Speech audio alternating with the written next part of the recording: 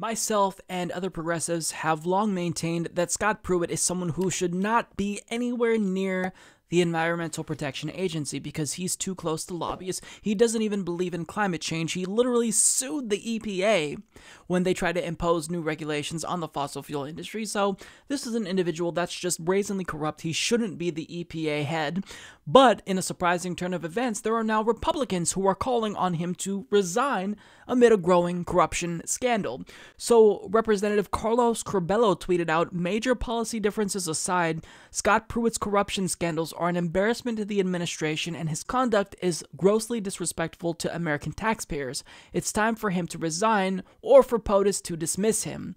And the other Republican to call for his resignation is Ileana Ros-Lehtinen, who states, "When scandals and distractions overtake a public servant's ability to function effectively, another person should fill that role." So the question is, what exactly did he do that makes him seemingly even more corrupt than he already was? Because, I mean, it's never really been a secret that Scott Pruitt is corrupt, so why are they only calling for him to resign now? Well, according to the Huffington Post, Pruitt's housing in Washington came under scrutiny last week after ABC News reported that he rented a room in a luxury condominium co-owned by the wife of a top gas industry lobbyist.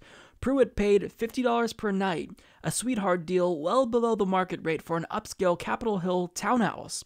The EPA's Office of General Counsel quickly issued a memo endorsing the rate, but the agency's ethics lawyer struggled to defend Pruitt's adult daughter's use of another room at the residence. The controversy comes after months of criticism over Pruitt's spending on first-class flights and luxury hotels, including $2,600 in airfare to Oklahoma, a $120,000 trip to Italy, and a $40,000 visit to Morocco to promote liquefied natural gas, a questionable responsibility for an EPA administrator to take on. So people like myself were concerned that Scott Pruitt was just way too close to the industry, but now we're learning how close he is to the industry.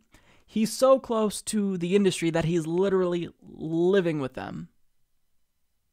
So, needless to say, that is a conflict of interest so brazen that you can't describe that as anything else other than corruption. And that's why some Republicans are choosing to finally speak out against him.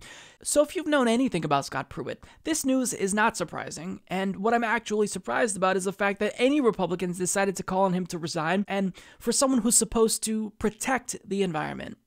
What he's doing, it's purely the result of corruption. The question is, since Scott Pruitt is receiving pressure to resign, will Donald Trump, in fact, fire him? Well, even though the White House is reportedly against his brazen corruption, Pruitt will not be fired because, according to USA Today, Trump himself reached out to Pruitt Monday night, telling the EPA chief to keep your head up, keep fighting, and we've got your back, according to an administration official who asked to remain anonymous because he was not authorized to speak on the record.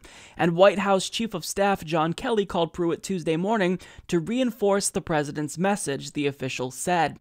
So President Donald Trump is, in fact, shielding Scott Pruitt, even though he is now being brazenly corrupt, and surprise, surprise, Donald Trump is corrupt himself, so of course he's going to protect someone who's also corrupt. And there's always the question as to whether or not, if he's gone, then who's going to replace him? Will we get someone worse?